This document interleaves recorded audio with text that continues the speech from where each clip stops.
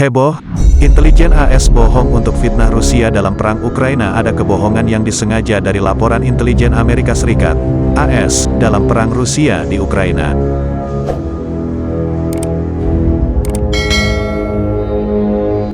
Para pejabat intelijen Washington mengakuinya sebagai perang informasi untuk memfitnah dan melawan Moskow.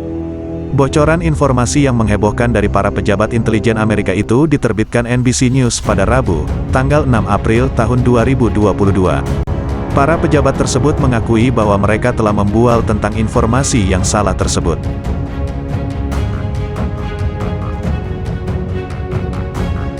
Satu, tuduhan Rusia bersiap gunakan senjata kimia. Ketika media Amerika mengutip laporan intelijen AS untuk memperingatkan bahwa Rusia sedang bersiap untuk menggunakan senjata kimia di Ukraina, dan ketika Presiden Joe Biden mengulangi peringatan ini, mereka berpartisipasi dalam kampanye disinformasi. Demikian laporan yang diungkap NBC News.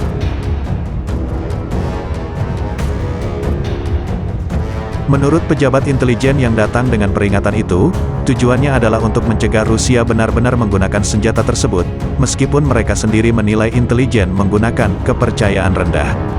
NBC News mengutip para pejabat yang terlibat dalam merilis laporan intelijen, kepercayaan rendah, yang menggambarkan misi mereka untuk memberikan informasi yang salah sebagai bagian dari upaya untuk merusak propaganda Moskow dan mencegah Rusia mendefinisikan bagaimana perang dirasakan di dunia.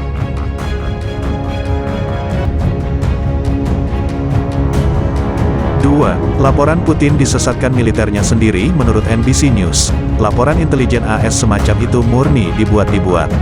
Selama perang di Ukraina, intelijen Amerika mengeklaim bahwa invasi Moskow macet atau tidak mengalami kemajuan yang berarti. Bahkan, intelijen Amerika menyebut para komandan militer Rusia memberikan informasi yang menyesatkan Presiden Vladimir Putin.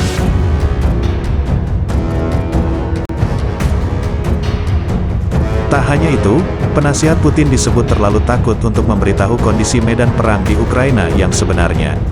Tidak mungkin Anda bisa membuktikan atau menyangkal hal itu, kata seorang pensiunan agen intelijen AS kepada NBC News mengenai klaim bahwa Putin disesatkan oleh timnya sendiri. Kremlin pernah menepis laporan intelijen AS dengan menyebut Washington tidak paham tentang internal pemerintah Rusia.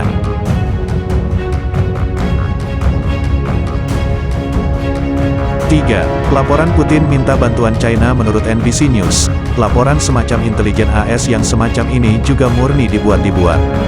Namun, Washington tetap merilisnya untuk mencegah China benar-benar melakukan apa yang dikatakan para pejabat intelijen tersebut, yakni mengirim senjata ke Rusia.